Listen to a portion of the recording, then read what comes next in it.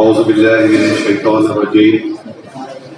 بسم الله الرحمن الرحيم. الحمد لله وكفى وسلام على عباد الله الذين اصطفى. أما بعد، أعوذ بالله من الشيطان الرجيم. بسم الله الرحمن الرحيم.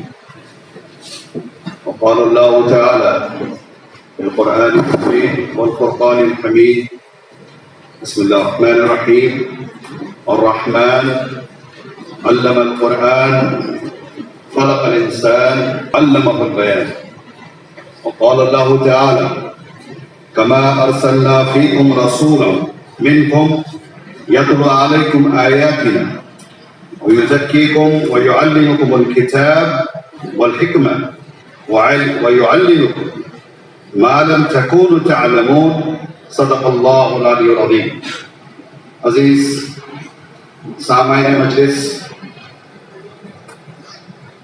اور اسٹیج پہ تشریف فرما ہمارے بزرگ صدر مجلس جناب علی ایم شمسی صاحب اور جناب خلیل صاحب اور عفت ماں بہنوں، السلام علیکم ورحمۃ اللہ وبرکاتہ.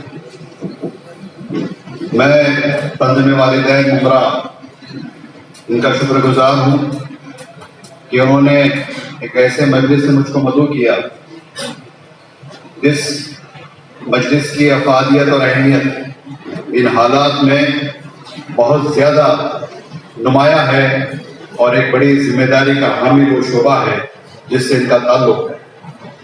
عزیزان گرامی، جن حالات میں ہم اور آپ جی رہے ہیں اس کو دہرانے کی یا اس کو کہنے کی زیادہ ضرورت نہیں ہے.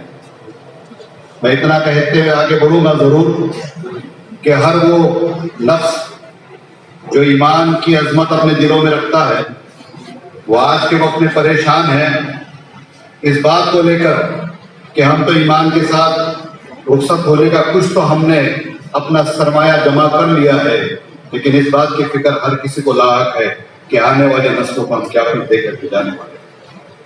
اس دنیا میں اور خاص کر اس ملک میں جو صورتحال ہے اس صورتحال کے اندر ایک اہم کردار ہے جن سے میں مخاطب ہوں، ان کے ذمے جس کے ذریعے سے وہ صرف اس امت کا نہیں، صرف اس قوم کا نہیں، صرف اس ملک کا نہیں، بلکہ پوری دنیا کا ایک نئی تاریخ وہ دنیا کے اندر اپنے افراد کے ذریعے جن بچوں کو وہ تربیت کر رہی ہے اس کی ایک نئی تاریخ کو دنیا میں رقم کر سکتے ہیں. عزیزان گرامی، آپ کا جو شعبہ ہے، آپ کا جو کام ہے، آپ جو رسپانسبلٹی آپ کی ہے وہ ایک بہت اہم رسپانسبلٹی ہے، اور اس کو ابھی درس قرآن کے اندر کچھ اس کو تھوڑا سا ہمارے مولانا محترم نے کچھ اس کو ٹچ کیا. اس کی طرف میں توجہ دلانا چاہوں گا کہ جو آپ کا شعبہ ہے اس کا تعلق رب سے ہے. اللہ نے انسان کو پیدا کیا اور اس کو زمین پر بسایا. انسان اپنے مرضی سے نہیں آتا ہے، کسی کی کوئی مرضی نہیں ہوتی ہے. کیونکہ ہم لوگ غیر مسلمانوں کے اندر کچھ دعوتی کام بھی کرتے ہیں تاکہ ان کو ہم توجہ دلائیں. سفر کے دوران میں بیٹھے تھے ٹرین کے اندر، ایک محترم بازو میں تشریف فرما کے ہم نے ان سے پوچھا کہ بتائیے اس دنیا کے اندر آپ جو آئے ہو وہ کہاں سے آئے ہیں اور کیا تم اپنے مرضی سے آئے ہو؟ دنیا کا کوئی انسان اس کو جواب دینے کے اندر اگر وہ ایمان والا ہے تو فوراً کہے گا میرے رب نے بھیجا، اگر ایمان والا نہیں ہے تو مجبور ہو جائے گا یہ سمجھنے پر کہ واقعی اس دنیا کے اندر اس کو کس نے بھیجا. اور اس سے پوچھا جائے کہ بتاؤ کب تک دنیا میں رہو گے اور کس وقت تک آپ کا طے شدہ یہاں پہ رہائش ہے؟ ہر کوئی کہتا ہے کہ دنیا سے ہر کوئی چلا گیا، تو یہ بتا نہیں پاتا کہ چلا کہاں گیا اگر وہ ایمان والا نہیں ہے. اس سے پوچھا گیا تو کہتا دنیا سے تو جانا ہے، لیکن ان کے پاس یہ جواب نہیں ہے کہ آخر دنیا سے جانا ہے تو کہاں جانا ہے. نہ انسان اپنے مرضی سے آیا ہے نہ اس کو اپنے مرضی سے جانا ہے. تو جس رب نے اس کو بھیجا ہے اس رب نے اس دنیا کے اندر اس کو بھیج کر کے تنہا چھوڑ نہیں دیا کہ وہ اپنے مرضی کے ساتھ جس طرح چاہے، جیسے اس کا نفس چاہے وہ دنیا میں زندگی گزارے. اللہ نے بڑے پیاری آیت سورہ رحمان میں بیان کی. اللہ سبحانہ و تعالیٰ کی کئی صفتیں، اس میں اللہ کی جو ایک صفت ہے وہ قہر والی بھی ہے، لیکن اللہ سبحانہ و تعالیٰ نے سورہ رحمان کے اندر اپنے آپ کو جو اپنے تعارف کروایا ہے وہ کہا ہے الرحمن علم القرآن، کہ وہ رب ہے جس نے قرآن کا علم دیا، قرآن سکھایا. وہ رب ہے جو مہربانی کر رہا ہے پوری انسانیت پر، پورے انسانوں پر. اور وہ اپنا تعارف، وہ رب اپنے آپ کو، اس کا مطلب یہ کہ ہم جو یہاں پر لوگ موجود ہیں سب اساتذہ ہیں، سب سکھانے والے. ان کا جو ایٹیٹیوڈ ہے وہ اللہ سبحانہ وتعالیٰ جو رحمانی صفت سے ہے کہ یہ دنیا کے اندر جو عمل انجام دے رہے ہیں، کہ بچوں کو تربیت کر رہے ہیں، نئے نسلوں کو سکھا رہے ہیں، جو بچے اپنی سوچ کے لیے آمادہ ہے ان کے اندر ایک نئی اسپرٹ جاویدہ کر رہے ہیں، اور وہ جو کام انجام دے رہے ہیں وہ انسانوں پہ رحم فرمانے والا کام ہے. اسی کے ساتھ آگے بڑھیں آپ کہ رحمت کی جو اللہ کی صفت ہے، اللہ نے رحم کیا انسانوں پر، اور وقتاً فوقتاً ان کے درمیان میں اللہ تعالیٰ نے انبیاء کو بھیجا تاکہ ان کے ذریعے سے جو اس کی ہدایت آسمان سے آتی رہی ہے اس کے ذریعے سے ان کو علم سکھائے، ان کو دنیا کے اندر جینے کا سلیقہ اور طریقہ سکھائے. پیدل کے اللہ نے انبیاء بھیجے. اللہ کا احسان ہے ہم پر وہ کہ اللہ نے بھیج کر کے ہم کو جینے کا سلیقہ اور طریقہ سکھایا. اور ہر دور کے اندر رب سے، آسمان سے نازل کردہ ایک کتاب دنیا کے درمیان میں موجود رہی ہے. اور آج کے وقت میں جو کتاب ہے وہ قرآن مجید ہے، جو نبی کریم محمد مصطفیٰ صلی اللہ علیہ وآلہ وسلم پر نازل فرمائی.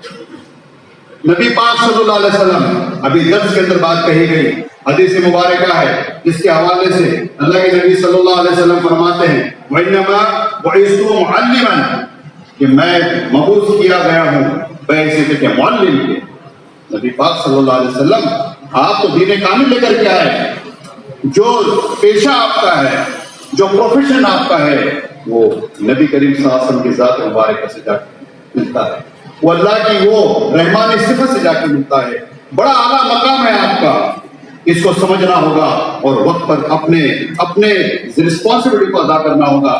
قرآن کی آیت جس کی میں نے تلاوت کے ابتدا میں، یہ سورہ بقرہ کی آیت نمبر 151 ہے. اللہ تعالیٰ ارشاد فرماتا ہے کہ کما ارسلنا فیکم رسول، اللہ تعالیٰ نے مبعوث کیا، اللہ نے رسول بھیجا تمہارے درمیان میں، منکم یتلو علیکم آیاتنا، وہ قرآن کی آیاتوں کی تلاوت کرتا ہے.